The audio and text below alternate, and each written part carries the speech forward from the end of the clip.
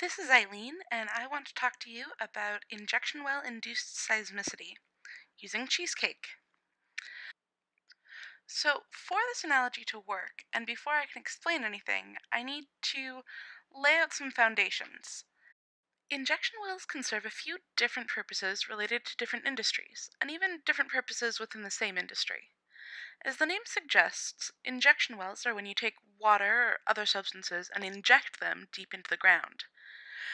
With injection wells, it's usually much deeper than a regular well because no one wants groundwater contamination, and one of the primary uses of injection wells in the United States is for wastewater, to get rid of water that's too toxic to be efficiently disposed of in any other way.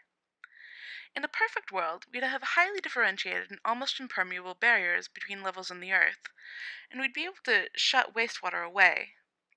But we don't live in a perfect world, and things tend to get a little mixed up.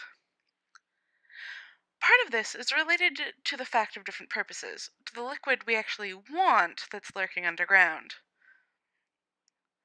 Oil and gas related injection wells, Class 2 according to the EPA, accounted for 150,000 injection wells in 2010.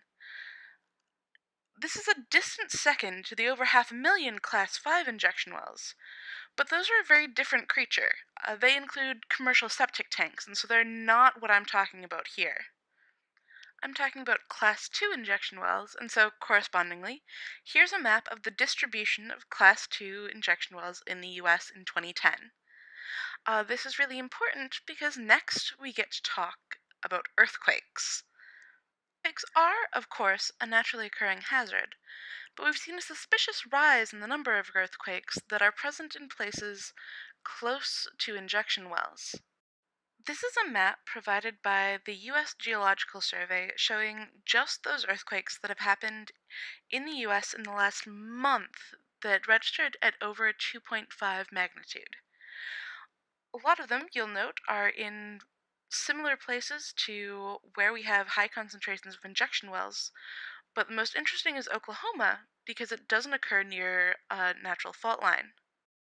So, how the heck does that happen? Well, that is what the point of the cheesecake has been.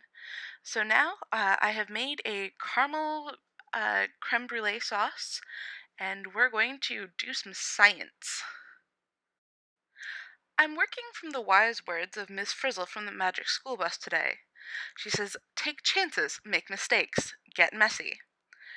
So this was my first attempt using a funnel and a plastic bag.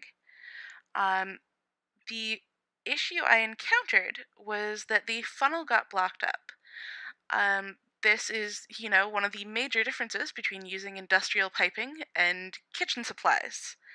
It is significantly less of an issue with very high pressure pipes, and actually, a number of sites get dinged for using pipes that are too high pressure, and so I imagine they never have to take a toothpick to their funnel.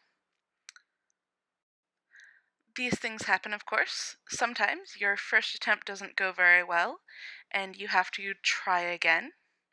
Sometimes, if you are using the industrial versions, you end up with flammable tap water. I am content in my first attempt here, but the second one is going to be a little more interesting.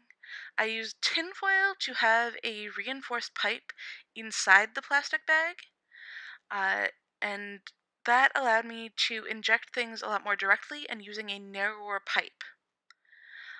You can see there how things are coming up a little, but there wasn't quite enough pressure to do it as well, and it wasn't showing as well. But this one, in the top left, you can see how it's split, how the top came apart because the pressure was too much for the cheesecake. You can also see how it came out the side in a globe where you have pressure on all sides.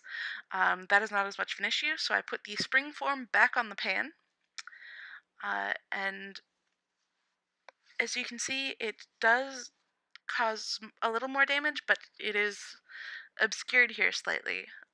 But I am really happy with how I was able to demonstrate it in the upper left corner with how injecting liquid into this Formerly firmly frozen solid did cause it to crack and break, even after I had stopped. But all in all, it I had then run out of usable cheesecake surface, so it's covered in sauce now.